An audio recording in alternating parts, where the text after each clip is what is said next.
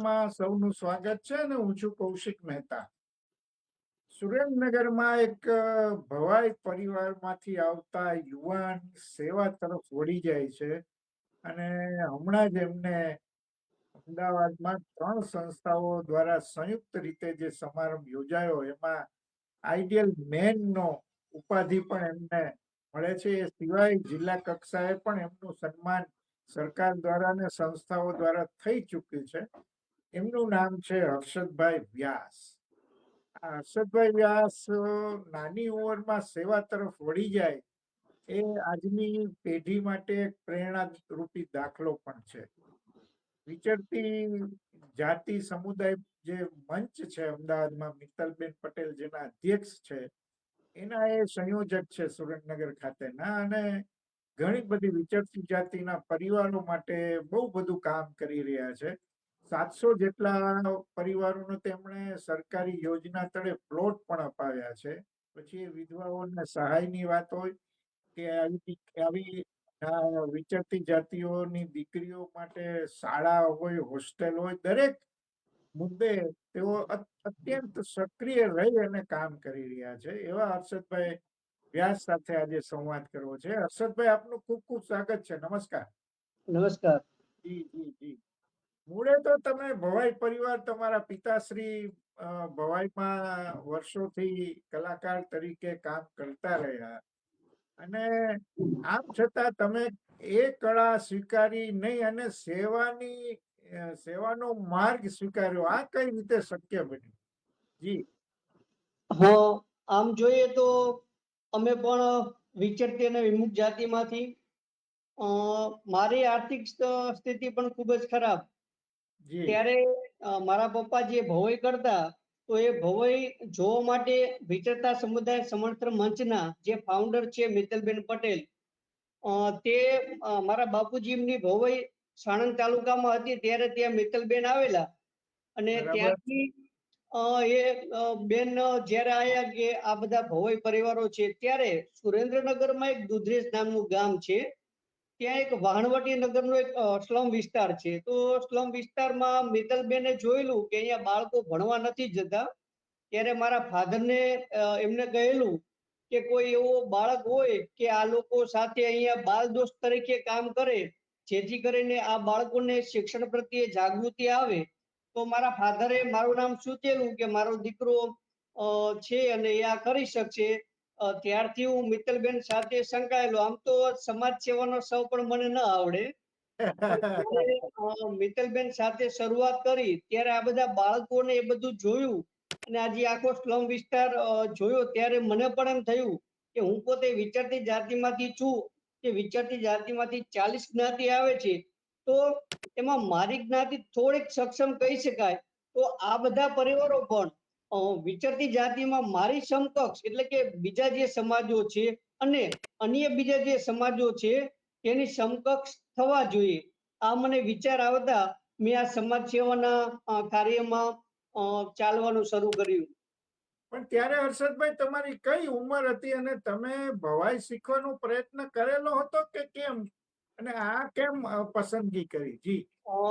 આમ જોઈએ તો એ વખતે મારી 25 વર્ષ જેટલી ઉંમર, 24-25 વર્ષની ઉંમર. ભવાઈમાં તો એવું હતું કે બહુ લુપ્ત થતી જાય ભવાઈ, કારણ કે આ તકે મહેતા સાહેબ મને કવિ કાગ બાપુની એક કવિતા યાદ આવશે, માથે ઓઢી ઓઢણી અને પગે બાંધ્યા ઘૂઘરા. અમે માથે ઓઢી ઓઢણી પગે બાંધ્યા ઘૂઘરા, જોનારા કોઈ ન મળ્યા. કેમ કે અત્યારે આ ટેકનિકલ યુગના કારણે કોઈને ભવાઈ જોવી ગમતી નથી. ત્યારે મને પણ એવું થયું કે આમાં કઈ વળતર પણ નથી અને કોઈ જોવા વાળું નથી, તો હું અન્ય ક્ષેત્ર તરફ જ વળું. તેના કારણે મેં ભવાઈ પસંદ ના કરી. વાહ. અને આ તમે મિત્તલબેન મળ્યા અને તમારા પિતાશ્રીએ ભલામણ કરી, તો શરૂઆતમાં તમે આ જે વહાણવટા નગરની વાત કરો છો, સીધા ત્યાં જોડાયા, અને શું તમારી ત્યારની શું પ્રવૃત્તિ હતી ને કેટલી સફળતા શરૂઆતમાં મળી? વાહણવટી નગરમાં જ્યારે મેં શરૂઆત કરી ત્યારે ત્યાં સ્લમ વિસ્તારમાં વિચરતી અને વિમુખ જાતિના દેવી પૂજક પરિવારો, મારવાડી દેવી પૂજક પરિવારો, સરાણીયા પરિવારો અને કાંગેસિયા પરિવારો, આ કોમ્યુનિટી સમાજો ત્યાં રહેતા. સૌપ્રથમ તો ત્યાં મેં શરૂઆત કરી કે બાળકો કેટલા છે. મેં જ્યારે બાળકોનો સર્વે કરેલો ત્યારે 124 કરતા વધારે બાળકો 6 થી 14 વર્ષના હતા. પરંતુ કમનસીબી એ કહેવાય કે સ્કૂલમાં જનારની સંખ્યા માંડ 10 કે 12 લોકોની જ હતી. એટલે 10% લોકો જ શાળાએ જતા હતા. જી, અને ત્યાં ધાંગધ્રા સુરેન્દ્રનગર હાઈવે હોવાના કારણે અને આ જે બધા પરિવારો હતા તે અશિક્ષિત અને અણસમજુ હતા. તેથી બાળકોને સ્કૂલે મૂકતા પણ ડરતા હતા. તેથી ફક્ત 10 જ બાળકો હતા. અને પછી ત્યાં સ્લમ વિસ્તારમાં જ્યારે ઝૂંપડપટ્ટી હતી ત્યારે અમે પણ એક ઝૂંપડું ત્યાં બાંધ્યું અને એ ઝૂંપડામાં અમે બાળકોને ભેગા કરતા અને એ બધાને રમત ગમત નાસ્તો આપતા અને આ પ્રમાણે અમે ત્યાં શરૂઆત કરેલી. ઓકે, આજે તો ત્યાં શાળા પણ બની ગઈ છે ને વહાણવટી નગરમાં? જી, એમાં એવું છે કે શરૂઆતમાં તો આ બધા જે પરિવારો હતા તો અણસમજુ અને બેસવાની પણ ખબર ન પડે. આપણામાં એવી કહેવત છે કે દેડકાને એમ કે જોખી ન શકાય એમ, કારણ કે એકને મૂકો તો એક ભાગી જાય. તો બાળકો પણ એવું કરતા. આપણે એને બેસાડતા અને જ્યારે આપણે શિક્ષણની વાત કરવા માંડે ત્યારે ભાગવા માંડે. મહેતા સાહેબ, મેં આ લોકો સાથે, બાળકો સાથે 2 મહિના તો હું રમત જ રમ્યો. ક્રિકેટ રમવાની, કબડ્ડી, એમની સાથે દોડ અને એ પ્રમાણે શરૂઆત કરેલી. અને પછી બાળકોને એવું થયું કે ના, હવે આમાં કંઈક છે અને ભણવું જોઈએ. અને પછી એ લોકો મારી પાસે આવતા થયા અને પછી એ બાળકોના નજીકમાં જે સ્કૂલ હતી તે એડમિશન કરાવ્યા અને એ પ્રમાણે પછી એ બાળકોની શિક્ષણ સાથે શરૂઆત થઈ. વાહ વાહ. આજે આજે આજે એનું શું પરિણામ તમે જોવો છો એ વહાણવટી નગરમાં? વહાણવટી નગરમાં સાહેબ, એક મારે તુલસી નામની એક દીકરી હતી. ત્યાં મારવાડી સમાજની એક દીકરી હતી. એને ભણવાની ખૂબ જ લાગણી. એટલે એવું કહેતા કે સાહેબ, આપણે તો અહીંયા રોડ ક્રોસ કરીને જવું પડે છે, પરંતુ જો આપણા જ વિસ્તારમાં સ્કૂલ થાય અને બાળકો પણ છે તો એવું કંઈક કરીએ. અને તુલસી નામની જે દીકરી હતી તેને મેં ચાઇલ્ડ કમિશનનું જે આખો કેસ હતો એ કેસ કરીને અહીંયા સ્કૂલની મંજૂરી માંગી. શરૂઆતમાં અમને અહીંયા પેટા એક વર્ગ આપેલો અને એના પછી અત્યારે આપ જોવો તો દુધરેજ વાણવટી નગરમાં 1 થી 8 ધોરણની પાકી સ્કૂલ પણ બની ગઈ છે. તો અત્યારે એમાં એ મને સફળતા મળી તે બાબતે હું ખૂબ જ ખુશ છું. વાહ ભાઈ વાહ, બહુ સરસ બહુ સરસ. અને તમે તો પછી સુરેન્દ્રનગરમાં બેસીને આ બધી વિચરતી વિમુખ જાતિઓ છે અને પરિવારો માટે બહુ કામ કરો છો. કારણ કે સરકારની યોજનાઓ તો ઘણી છે પણ એમને એ યોજનાનો લાભ મળે એની એમની જાગૃતિ પણ નથી, એમને પ્રક્રિયાની કોઈ ખબર પણ નથી. ત્યારે તમારા જેવા કોઈ માર્ગદર્શન આપે તો એમને આ યોજનાનો લાભ મળે. તો એ કઈ રીતે શરૂઆત કરી તમે? જમીનનો પ્લોટ હોય કે વિધવા પેન્શન સહાય હોય? જી.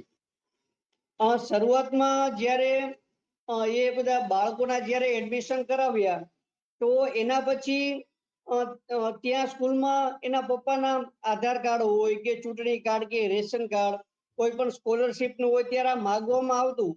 ત્યારે અફસોસ કે આ બધા પરિવારો પાસે આ ડોક્યુમેન્ટ જ નહોતા.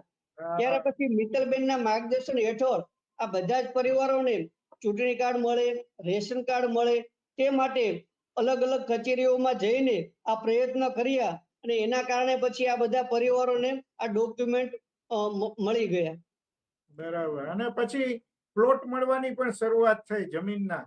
જી, સ્લમ વિસ્તારો હતા એટલે બાળકને ભણવાની ઈચ્છા હોય પરંતુ આ સ્થળાંતર કરતા એક જગ્યાએથી બીજી જગ્યા. ત્યારે આપણે પૂછતા કે તમે એક જગ્યાએથી બીજી જગ્યાએ કેમ જાઓ છો એમ. તો કે પણ અમારે શું કરવું, અમારું કઈ પાકું સરનામું નથી, અમારા માથા પર છત નથી. ત્યારે પછી જે સરકારની જે યોજનાઓ છે કે આ લોકોને પ્લોટ પણ મળી શકે તો એ બાબતે બધા ડોક્યુમેન્ટ કલેક્ટ કરીને કલેક્ટર કચેરીમાં, મામલતદાર કચેરીમાં અવારનવાર રજૂઆતો કરતા અને પછી આવા બધા પરિવારોને પ્લોટ મળતા થયા. વાહ ભાઈ વાહ. અને ત્યાં હવે મકાનો થઈ ગયા છે બધે? જી, અલગ અલગ સુરેન્દ્રનગર જિલ્લામાં વઢવાણ તાલુકો હોય, લીમડી, ચુડા, ચોટીલા, થાન, આ બધા પરિવારો જે હતા તો ત્યાં અત્યારે મકાનો પણ મળતા થઈ ગયા છે. પ્લોટો મળે અને પ્લોટ પર સમાજ કલ્યાણ વિકસતી જાતિ કલ્યાણ ખાતાની યોજના હોય એના સંદર્ભે મકાન બાંધકામની પણ સહાય મળતી અને મકાનો પણ થઈ ગયા. તમે અત્યાર સુધીમાં બહુ બધા લોકોને આવી મદદ કરી છે. જી એમાંનો કોઈ સંવેદનશીલ કોઈ કિસ્સો હોય તો જણાવો. અ, આવા તો ઘણા બધા એવા કિસ્સા બનતા હોય છે. અ, એક જગ્યાએ અમે જ્યારે મકાનો આપેલા તો તે ભાઈનું નામ મનસુખભાઈ હતું. તો જી. એને એવું કહેતા કે ભાઈ મારે પાકું મકાન થાય, મારે પાકું મકાન થાય. પણ અવારનવાર રજૂઆતો કરીએ પણ પ્લોટ મંજૂર થતો નહોતો. હવે જ્યારે પ્લોટ મંજૂર થઈ ગયો અને એ મનસુખભાઈ ખૂબ રાજી થઈ ગયા. પછી સંજોગો વસાત તે બીમાર પડ્યા અને પછી જ્યારે મકાન બાંધકામ શરૂ કરવાનું થયું ત્યારે તેમનું અવસાન થયું. અને ઓહ. એના વાઇફે પછી એવું કીધું કે મારા જે ઘરના હતા એને મકાનમાં રહેવા જવાની ઈચ્છા અધૂરી રહી ગઈ. તો આવા પણ બનાવો બનતા હોય છે. તો જે લોકોને મકાન નથી અને ઘણી વખત એવું કહેતા હોય કે અમે પાકા મકાનમાં જ અમારું મૃત્યુ થાય તો સારું. કે એક ઓહ. તો એ બાબતે જ્યારે એમને કહ્યું ત્યારે મને ખૂબ જ દુઃખ થયું કે આ ખૂબ જ દુઃખદ ઘટના કહેવાય. બહુ સાચી વાત, બહુ સાચી વાત.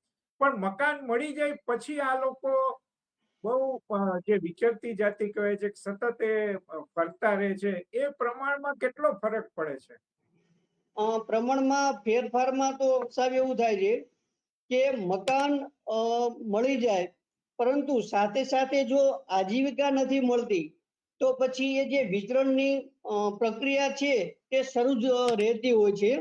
તો સાથે સાથે આજીવિકા પણ જો હોય તો આ પ્રક્રિયામાં થોડોક ઘટાડો આવશે એવું મારું માનવું છે. પણ મિત્તલબેન તો રોજગારી ઊભી થાય, સ્વરોજગાર તરફ જાય એ માટે પણ ઘણું બધું કામ કરે છે. તો એ દ્રષ્ટિએ પણ તમારા થકી પણ કામ થયું હશે ત્યાં. જી અમે એ બધા જે પરિવારો છે એમાં તો ખાસ તો પરંપરાગત જે વ્યવસાયો હતા એ તો પડી ભાંગ્યા છે. પણ તેની જગ્યાએ મિત્તલબેન પટેલ જે અમે સ્વાવલંબન એક કાર્યક્રમ ચલાવીએ છીએ અને તેમાં અમે વગર વ્યાજની લોન આપીએ છીએ અને એમાં અમે નાના મોટા વ્યવસાય શરૂ કરાવ્યા છે. તેથી જે પહેલા જે વિચરણ હતું તે અટક્યું છે અને અત્યારે એમાં ઘણો બધો ફાયદો પણ દેખાય છે અમને. બહુ સરસ. પણ ઓવરઓલ એનો ઇમ્પેક્ટ શું આવે છે હર્ષદભાઈ, કે કેવું એમના જીવનમાં બદલાવ કેવો આવે છે? એમને જમીનનો પ્લોટ મળે, એમને મકાન મળે, એમનું સ્વાવલંબન સ્વરોજગારી શરૂ થાય, તો જીવન પરિવર્તન કેવું તમે જુઓ છો? અ, આમ જુઓ એટલે ડોક્યુમેન્ટમાં તો તમને જે પહેલા વાત કરી તો ખૂબ જ તકલીફ હોતી હોય છે. ત્યારે જાતિ પ્રમાણપત્ર ને એ બધી ખૂબ જ તકલીફ હોય છે. ત્યારે એક જગ્યાએ કીધેલું કે જ્યારે જાતિ પ્રમાણપત્ર મળેલા ને ત્યારે આપણે ગુજરાતીમાં એક કહેવત પણ છે કે કોઈને આપણે તુચ્છ કારક કહીએ ને ત્યારે એમ કહીએ છીએ કે તું તો જાત વગરનો છે. હા. ત્યારે જાતિ પ્રમાણપત્ર મળ્યું ત્યારે એ લોકો એવું કહેતા હોય કે હવે અમે જાત વાળા થયા. એટલે હવે આ જે પ્લોટોને મળતા થયા છે ત્યારે એમના બાળકોનું શિક્ષણ પણ સુધર્યું છે. તેઓ બાળકોને ઘરે મૂકીને વ્યવસાય જતા હોય તો કોઈ વડીલ પાસે ઘરે મૂકીને એ લોકો વ્યવસાય કરવા માટે જતા હોય છે અને બાળકોનું શિક્ષણમાં પણ સુધારો આવ્યો હોય તેવું અમને દેખાય છે. બરાબર, બરાબર. અને તમે વિધવાઓને પણ સરકારી સહાયની મદદ મળે એ માટે પણ ઘણા બધા પ્રયત્નો કરી રહ્યા છો. જી એના વિશે પણ વાત કરીએ. જી. એમાં જે વિધવા સહાય ને એ જે હોય છે તો અજાગૃત અને અશિક્ષિત હોવાના કારણે તે લાભ નથી લઈ શકતા. ત્યારે એવા જે પરિવારો હોય છે તેઓને સરકાર સાથે ફોલોઅપ લઈને એવા જે વિધવા હોય તો વિધવા બહેનોને પેન્શન મળે તે માટે પણ અમે કામ કરીએ છીએ. વૃદ્ધ લોકો હોય તો એને પણ વૃદ્ધ પેન્શન મળે તે માટે પણ કામ કરીએ છીએ. અને અમારા વિચરતા સમુદાય સમર્થન મંચ દ્વારા જે કોઈ નિરાધાર છે અને જેની ઉંમર 60 વર્ષ કરતા વધારે હોય, 65 વર્ષ કરતા વધારે હોય અને જે હવે કમાઈ શકે તેવી પરિસ્થિતિમાં નથી અને તેને નિસંતાન હોય અથવા દીકરીઓ હોય તો સાસરે હોય તો એવા પરિવારોને દર મહિને અમે રાશન કીટ પણ આપીએ છીએ. તો વાહ, સુરેન્દ્રનગર જિલ્લામાં એવા 40 લોકોને અમે રાશન કીટ આપીએ છીએ. બહુ સરસ, બહુ સરસ. પણ આ આટલા વર્ષો થયા, તમે કેટલા વર્ષોથી જોડાયેલા છો આ સમર્થન મંચ સાથે? હું છેલ્લા 15 વર્ષથી વિચરતા સમુદાય સમર્થન મંચ જોડે જોડાયેલો છું. 15 વર્ષમાં તમે આટલા પરિવારો માટે કામ કર્યું, એમને માર્ગદર્શન આપ્યું, એમને એના કારણે ઘર પણ મળ્યું, શિક્ષણ પણ બાળકોને મળ્યું.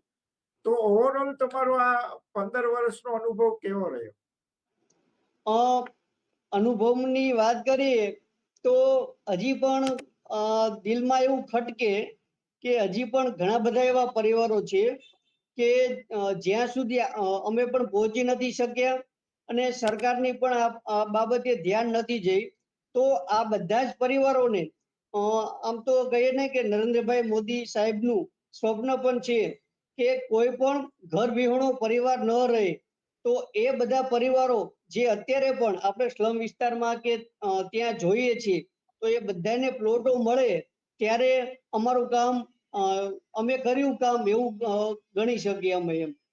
વાહ ભાઈ વાહ, બહુ સરસ હર્ષદભાઈ. અને તમને જિલ્લા કક્ષાએ પણ એવોર્ડ મળ્યો છે કલેક્ટર તંત્ર તરફથી, અને સંસ્થાઓ દ્વારા પણ મળ્યો છે. પણ હમણાં અમદાવાદમાં જે આઈડિયલ મેન એવો એવોર્ડ પણ મળ્યો, તો એના વિશે પણ વાત કરો. અ, અમદાવાદની હાર્ટ ફાઉન્ડેશન દ્વારા વિશ્વ પુરુષ દિવસ ઉજવવામાં આવે છે. આમ જોઈએ એટલે નારી દિવસ, વિશ્વ નારી દિવસ તો ઉજવવામાં આવે જ છે, પણ પુરુષ દિવસ પણ ઘણી બધી સંસ્થાઓ ઉજવે છે. ત્યારે જે કોઈ પુરુષે બહેનોમાં કામ કરેલું હોય તો તેઓને એવોર્ડ આપવામાં આવે છે. તો ત્યાં મારા નામનું સજેશન થયું હતું અને ત્યાં આપણે સુરેન્દ્રનગર જિલ્લામાં ઘણા બધા બહેનોને, ખાસ કરીને બહેનોને રોજગારી મળે. નાના નાના વ્યવસાય કરતા, કટલેરીનો વ્યવસાય કરતા કાંગસિયા બહેનો હોય કે પછી કોઈ અલગ અલગ શાકભાજીનો વ્યવસાય કરતા દેવી પૂજકના બહેનો હોય, તો આવા અલગ અલગ બહેનોને આપણે વિચરતા સમુદાય સમર્થન મંચ દ્વારા લોન આપેલી હતી. બીજું કે આ લોકોને પાકા મકાન મળતા, જે બહેનોને ખાસ કરીને ટોયલેટની તકલીફ પડતી હતી, નાવા ધોવાની તકલીફ પડતી હતી, આ બધામાંથી એમને મુક્તિ મળી. તો આ બધું યોગદાનને ધ્યાને લઈને હાર્ટ ફાઉન્ડેશન દ્વારા વિશ્વ પુરુષ દિવસ નિમિત્તે મને ધ આઇડલ મેન એવોર્ડ થી નવાજવામાં આવ્યો હતો. ઓકે, બહુ સરસ હર્ષદભાઈ, તમારી સાથે વાત કરીને બહુ આનંદ થયો. અને તમે પોતે પણ વિચરતી જાતિ સમુદાયમાંથી આવો છો ને, એ જ સમાજ માટે તમે કંઈક કરી છૂટવાની તમન્ના સાથે આ વિચરતી જાતિ સમર્થન મંચ સાથે પણ જોડાયા છો ને, બહુ સરસ કામ કરી રહ્યા છો. તમે અમારી સાથે જોડાયા અને તમારા કામ વિશે વાત પણ કરી. ખૂબ ખૂબ આભાર. Thank you Harshadbhai. આપે પણ મારા જેવા નાના સમાજ સેવા કરતા કાર્યકરને તમે બોલાવીને આખી મારી વાત સાંભળી તે બદલ હું આપનો પણ ખૂબ ખૂબ આભાર માનું છું. થેન્ક યુ ભાઈ, થેન્ક યુ.